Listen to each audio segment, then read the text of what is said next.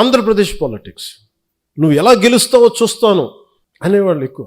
నువ్వు గెలవకుండా చూసుకునే బాధ్యత మాది. నేను ఎవరికేం ద్రోహం చేయలే, వాళ్ళ గురించి ఎప్పుడు నెగిటివ్గా మాట్లాడాల అండ్ నాకు ఆశ్చర్యంగా ఉంటుంది. నేను వాళ్ళకి ఏదైనా ద్రోహం చేసి ఒక మాట అని ఉంటే అనుకోవచ్చు. వృత్తి పుణ్యానికి నా మీద మనిషి నాకు ఏదో కులంలో పుట్టి తీరాలి కదా, చాయిస్ ఎక్కడ ఉంటుంది. అలాంటిది కూర్చోబెట్టి మొన్న ఈ మధ్యన కూడా ఏదో చూస్తున్నాను, పవన్ కళ్యాణ్ ఎక్కువ ఈ మధ్యన ఎప్పుడు కులాల గురించి మాట్లాడతాడు అంటే కులాల గురించి మాట్లాడు, మీరేం మాట్లాడుతున్నారా? కులం అనేది ఒక సామాజిక సత్యం, ఇట్స్ డామ్ సోషల్ ఫ్యాక్ట్, అది సత్యం. అందుకే దాన్ని ఏం చేయలేదు. దానికి మీరు ఓట్లు వేసేటప్పుడు ఈ వార్డులో ఏ కులం ఉంటుందని మీరు అడగరా? నేను అది అందరిలా కాకుండా నేను ఓపెన్గా చెప్తాను అంతే. ఒక సోషల్ డాక్టరింగ్ చేసేవాడు ఎలా మాట్లాడతారు, ఒక జబ్బు గురించి చెప్పేవాడు ఎలా మాట్లాడతాడు, ఈ క్యాన్సర్ ఉందా, లేదంటే ఇది ఉంది, ఈ జబ్బు ఉంది, లేదంటే నీ వైటల్స్ ఇలా ఉన్నాయని చెప్తాను. అలాగే నేను మాట్లాడేటప్పుడు కాస్ట్ గురించి చాలా సింపుల్గా చెప్తాను, ఇబ్బంది లేకుండా చెప్తాను. ఎందుకంటే నాకు లోపల నా కులం అనే భావన లేదు, మన మనుషులు అనే భావన ఉంది నాకు. మొన్నదాకా మాట్లాడిన వాళ్ళందరూ ఇప్పుడు నువ్వేం చేసావు నీ కులానికి మాట్లాడుతూ ఉంటారు. నేను ఎప్పుడన్నా కుల నాయకుడు నేను చెప్పాను అసలు ఎప్పుడన్నా? నేను సంతోషం, బతకనే ఉండి మన పేరు చెప్పుకొని 10 సబ్స్క్రైబర్స్ పెరిగితే మన పేరు చెప్పుకొని 10 రూపాయలు యూట్యూబ్ డబ్బులు, సంతోషం ఏముంది? మళ్ళీ తిట్టి కూడా డబ్బులు వస్తాయి, మనం తిట్టినా కానీ సబ్స్క్రైబర్స్ పెరగనివ్వండి. అంటే ఇవన్నీ ఎందుకు చెప్తున్నానంటే, it is not that easy to run a political party. అలసిపోతాను కదా సార్, కానీ వదలను, అది కూడా ఉంది నాకు. అలా వదలను కాబట్టి ప్రధానమంత్రి గారు నన్ను చూసి ఇష్టపడుతున్నాను.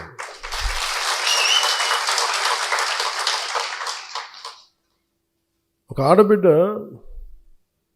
ఎక్కడో ఒమాన్లో ఇరుక్కుపోయి, నూర్జహాన్ పేరు మర్చిపోయాను, ఒక ముస్లిం ఆడబిడ్డ ఒమాన్లో ఇరుక్కుపోతే, అన్న నన్ను నేను చేసుకున్న ఎంప్లాయీ నన్ను ఇబ్బంది పెట్టేస్తున్నాను, నాకు కొట్టేస్తున్నాను అని చెప్పి ఏడుస్తుంటే ఏడుపు కదిలిపోయాను నేను. ఆ వీడియో నా దగ్గరికి వస్తే ఒక్క మాట చెప్తే జన సైనికులు ఎంటైర్ మెషినరీ కదిలి ఆడబిడ్డని తీసుకొచ్చారు, ఇక్కడ క్షేమంగా తీసుకొచ్చారు. ఇలాంటి సంఘటనలు 100 మంది తిట్టిన ఒక ఆడబిడ్డ ఆనందంతో చెప్తుంది కదా, చిన్న కన్నీళ్ళు, అది చాలు నాకు. ఒక 100 అవమానాలు తట్టుకోవాలనిపిస్తుంది. ఇప్పుడు మన దగ్గర టీవీ ఛానల్స్ లేవు. నేను చాలాసార్లు చూస్తుంటా, ముందు నన్ను ఎవరిని మెచ్చుకొని తెగ విశ్లేషకులు ఉన్నారని నాకు భయం వేస్తుంది. వీళ్ళ తర్వాత ఫ్యూచర్లు తిడతారు నేను.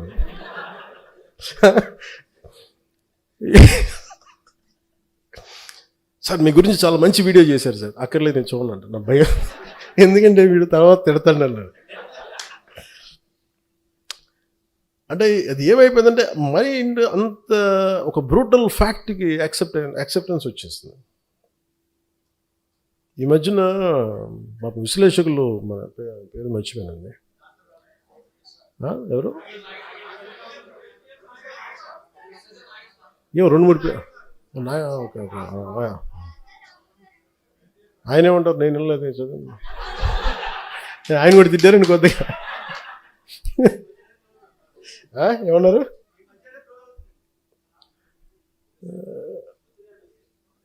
వద్దులే,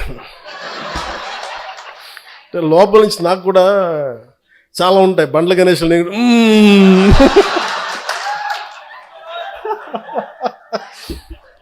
ప్రొడ్యూసర్ బండ్ల గణేష్ ఏమంటాడు కూర్చోబెట్టి లోపల బావులు, అట్లా నేను కూడా ఏదో మాట్లాడాలనుకుంటే వద్దు వస్తుంది.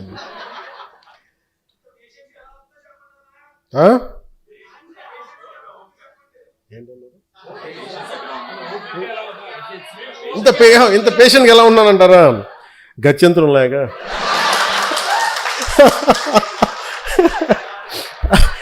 అలాగే ఇప్పుడు విశ్లేషకులు ఏది మాట్లాడుతూ ఉంటే, అంటే ఈ మధ్య ఎక్కువ న్యూస్ అయింది కాబట్టి చెప్తాను, మామూలుగా ఇది పట్టించుకోను. కానీ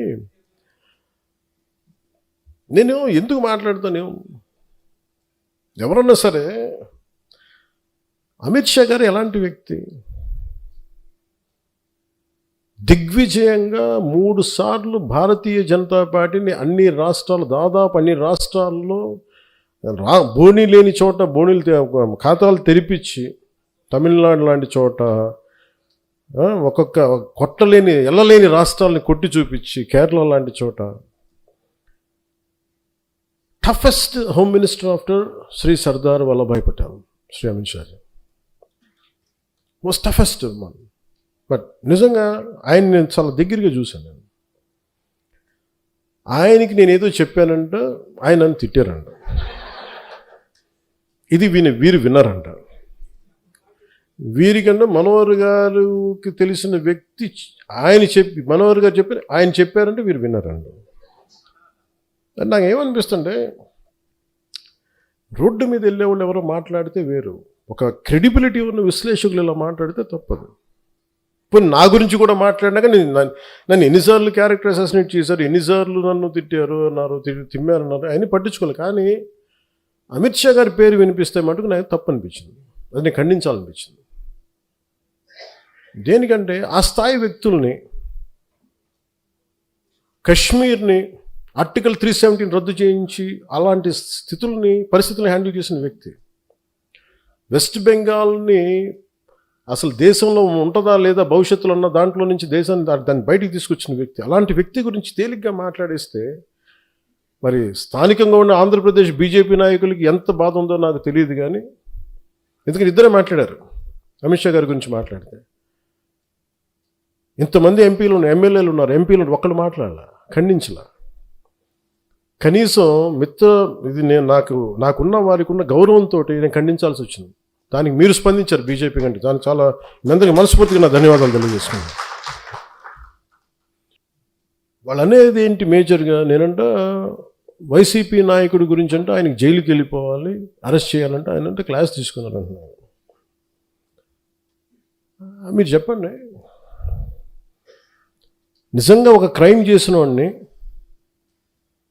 నేను చెప్పాలా? అంటే ఒకటి జైలుకి వెళ్ళిపోయి ఒకళ్ళకి ఏదైనా అయిపోతే దానివల్ల జనసేన ఎదుగుతాడు, పవన్ కళ్యాణ్ ఎదుగుతాడు. అంత దిగజారుడు మైండ్ సెట్ ఉంది. అసలు దానికోసం పాలిటిక్స్కి వస్తాం?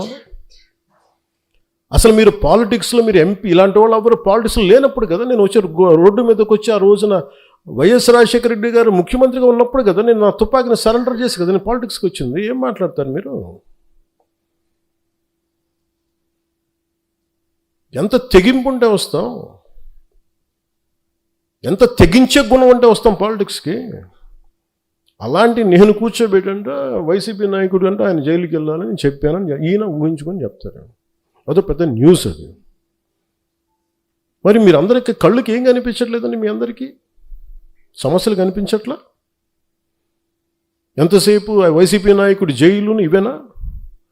నేను వెళ్ళి ప్రధానమంత్రి గారితోటేను అమిత్ షా గారితో మాట్లాడితే ఇవే కనిపిస్తాయా? ఇంకేం ఉండవు మాకు సమస్యలు? దేశ భవిష్యత్తు గురించి మాట్లాడమా? ఆంధ్రప్రదేశ్ అభివృద్ధి గురించి మాట్లాడమా? కూర్చోబెట్టి వీళ్ళని జైల్లో పెట్టండి, వాళ్ళని జైల్లో తీయండి, వీళ్ళ నడుంకి బెల్ట్ కట్టేయండి, వాళ్ళ గురుజులు ఇవే చెప్తాం చిన్నాళ్ళు. అయినా వాళ్ళకి చెప్పాలా? వ్యవస్థకి నేను చెప్పాలా? ఏసీబీ కోర్టులోనూ వాళ్ళకి క్రైమ్స్ లేవా? రిజిస్టర్ అవ్వలేదు, వాళ్ళు కోర్టులకు వెళ్ళవు, కోర్టులు పనిచేయట్లేదు, కోర్టులకు మేము చెప్పాలా? సుప్రీంకోర్టు జడ్జిలకు తెలియదా ఎవరు నేరం చేశారు, ఎవరు చేశారని తెలియదా? మేము చెప్పాలా? ఇది నన్ను ఇన్సల్ట్ చేయడం కాదు, అమిత్ షా గారిని ఇన్సల్ట్ చేయడం కాదు, వ్యవస్థని అవమానపరచడం. నేను ఎందుకు పట్టించుకోనంటే, Newton's third law, for every action there is an equal and opposite reaction. చర్యకి ప్రతిచర్య ఉంటుంది. కర్మ వదలదు ఎవరిని, కర్మ ఎవరిని వదలదు. ఎవరు చేసిన పనులు వాళ్ళు తగులుతాయి అంతే. అది మంచి కావచ్చు, చెడు కావచ్చు. సాధ్యమైనంత మంచి చేయడానికి ప్రయత్నం చేస్తాం.